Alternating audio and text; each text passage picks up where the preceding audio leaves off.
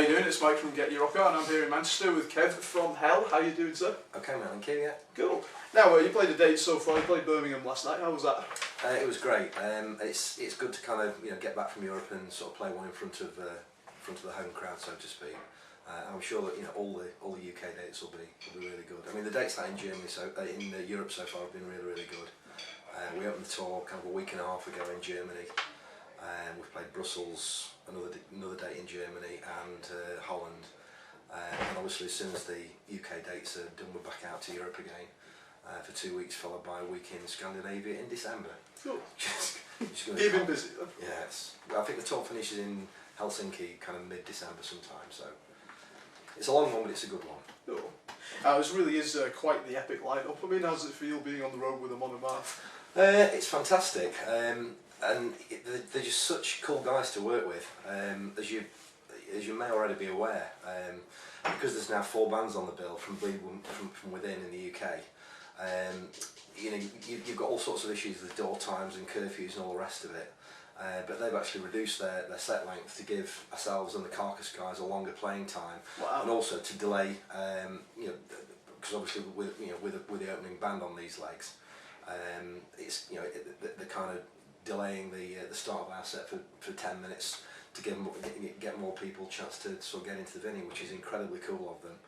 I can't think of any other headline band who would have done that. The Carcass guys we know already, because we're kind of sharing a night line with them, so it's great. It's just a super all-round package, really. Cool. I mean, Carcass is another band that started in the 80s, going through a kind of resurgence. I mean, this is a really cool bill for that kind of deal. You guys going through a resurgence. Amon Amarth just ploughing into their 21+ years career, yeah. And now Bleed From Within, young band trying to achieve the next level. That's right. And that's the great thing about this bill. I mean, there's really something on here for everybody. Obviously, Carcass rooted in death metal, and as you said, to come back after all this time with an album like Surgical Steel, I think it's a real return to form for those guys. Obviously, we do what we do. I mean, our new album's out in I think 9 days' time. Curse and Chapter, Bleed From Within. A totally different kind of genre of metal. So I mean, there really is something for everybody. And as you said, Amon Amarth are just the kings of Viking metal. So it's great. There's something here for everybody. Cool. Now, you're also part of a really spectacular lineup at Bloodstock this year. I saw you there. What was that experience like? I understand you were one of the most requested bands for that festival. We were, and also there's a sort of very active forum within Bloodstock as well, with like 2,000 sort of people contributing to there, and actually voted as best band on the main stage again for the second time running. But it was just really good for us to get out and sort of do a show with a little bit of production. The fire and the trident and the stilts and the propane and all this kind of stuff, the pyro, because it's not something that we kind of get the chance to do very often. So it was good, yeah, and it opened a few eyes, I think, that one did. Yeah. It singed a few eyebrows as well. I understand part of that is going to be on the DVD that's coming out. That's right. The Curse and Chapter album, the Digipack version of it has a bonus DVD. And there'll basically be, I think there's 5 tracks on there which we shot at Derby Assembly Rooms earlier in the year, a headline show that we played, and there's 3 songs from the Bloodstock set as well. So it's a nice little sort of bonus package, and obviously there's a nice little 20-page booklet with cool. A nice little fan photo wall in there as well. So yeah, it's good. Very cool. Now, I mean, the story of Hell has got to be one of the most remarkable in all of heavy metal. Nowadays, like right now, do you feel that you're finally getting the recognition, the acclaim really that you deserve? To be honest, it's still not really sunk in with me. It's when something kind of finishes in 1987, you kind of walk away from it without a backwards glance, and then 25 years later, it's all like this again. But it's at such a higher level than it ever was before. I mean, here we are out doing one of the biggest tours in Europe. With Amon Amarth and Carcass, and it's just, you couldn't make it up really. I mean, somebody said that we need an Anvil type video to sort of go with it, but no, it's fantastic, and we're just loving every minute of it, and we just take each day as it comes. Without the fans, we'd be nothing. We'll never forget that, and just a thank you to everybody out there for supporting us the way you do. It's fantastic. We're incredibly humbled and very honoured to be where we are. Cool. What advice would you give to bands who are like starting out nowadays, or maybe been going a few years? They find it difficult, you know, to get to that level, or they're not getting maybe the recognition they deserve.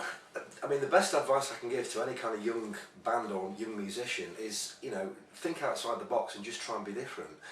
What you tend to find for the past kind of, I don't know, 8, 10, 15 years is that in every kind of metal genre you'll find like the leaders, you know, you'll find the innovators and the real creators, and then within a year you've got 100 other bands that all look and sound exactly the same as those guys, and that really is you know, something to avoid at all costs.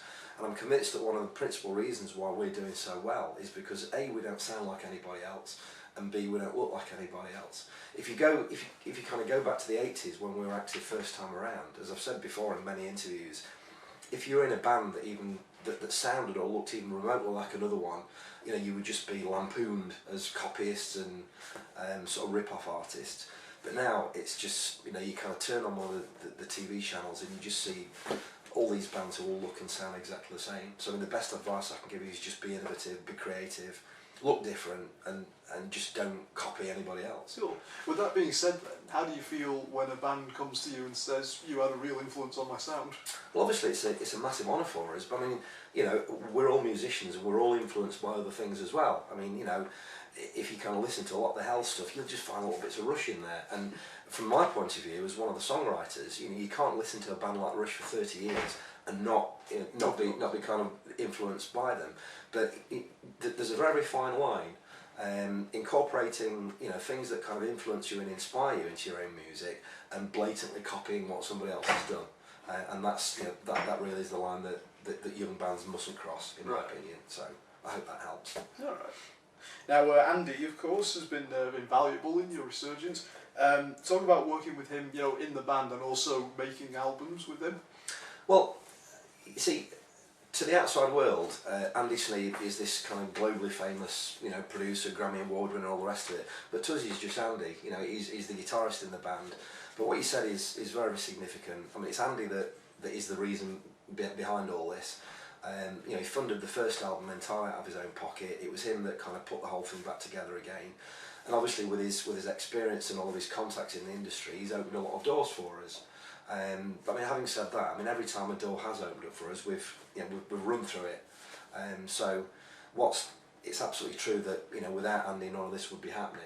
I do believe, as I hope everybody will agree, that, you know, we've got where we've got on merit rather than on you know, any other kind of factor really. So, but yeah, he's just a lovely guy. He's my best friend, and you know, we all get on incredibly well, and he's just great to have around.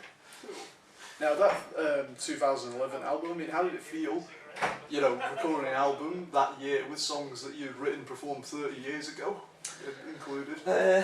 It was great to sort of hear them sound as we'd always imagined them to sound in our heads. I mean, Human Remains, as we've said before, was the album that we would have made back in the 80s if we'd had the technology and the breaks and the money and all the rest of it. But obviously, you know, it didn't happen. But you know, all good things come to those who wait, and you know, it happened 25 years later. So you know, we're happy enough with that. So. Cool. And of course, a new album, as you mentioned, Curse and Chapter, coming out soon. Is this an album of entirely new material then, or are there more old treasures? No, there are 5 old songs on it, and all the rest of it is new. Cool. And one of the most important things that we wanted to achieve with Curse and Chapter is to really completely draw a line under the back catalogue, which we now have done. I mean, we've basically got 5 songs left from the band's original kind of incarnation, which were, you know, kind of worth doing again because they're sort of good songs. And you know, the whole objective is just kind of a gradual ascension and a gradual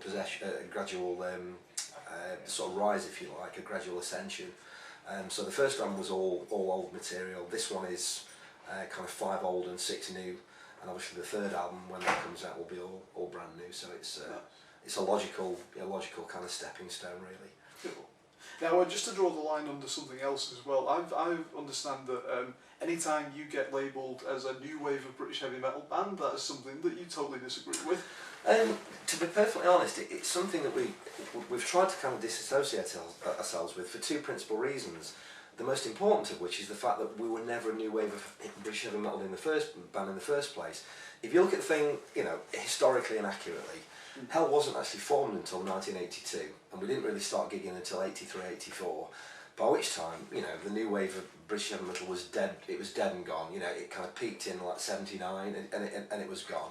And all the bands from that area, Saxon, Iron Maiden, they were all up there and kind of established. And obviously by that time, the kind of Bay Area thrash thing was coming in with, you know, Exodus and Slayer, Anthrax, and all these kind of guys. And so we were never that in the first place. But the other reason why we kind of disassociate ourselves is because that's not what we're all about. If you kind of label a band, you know, new wave of British heavy metal, what you expect is something that looks and sounds kind of very, very retro. You know, and we see a lot of these bands who, you know, they're out there wearing bandanas and bullet belts, which is totally cool. And if that's, you know, if that's their bag, that's fine. But that is not what we're all about. Right. So it's, you know, I hope that kind of explains it a little bit sort of more clearly than saying we're not this and we're not that. So. Yeah. Now, everything that the band has been through, all the turbulence, all the trauma, what are your thoughts on the tremendous amount of support that you've received from the fans coming back? You've been getting rave reviews, really. Well, as I said earlier on, you know, we're sort of very, very conscious of the fact that without the fans would be nothing, and the support is it's just massively humbling, really. You know, these guys, they come to our shows, they buy our merch, they buy our albums. You know, they kind of stand there and chat for us, and it's just fantastic, really. So it's you know, and again, I know thanks is such a small word, but it's very much meant. So thank you, everybody. Cool. And with that being said, do you have a message into the camera for all our readers at Get Your Rock Out? Just to say thanks again for everything that you've done for us. You know, we hope that you'll love the new album. I mean, we're super happy with it. It's already received fantastic kind of reviews in the media. And basically, if you like Human Remains, then you'll love this one as well, because basically what we've done is that we've taken everything that everybody loved about the first album, and we've just elevated it all to an even higher level. So yeah, we're super happy with it, and we hope you'll love it. And thanks for your time taking to watch this. Awesome. Well, it's been a pleasure talking to you, mate.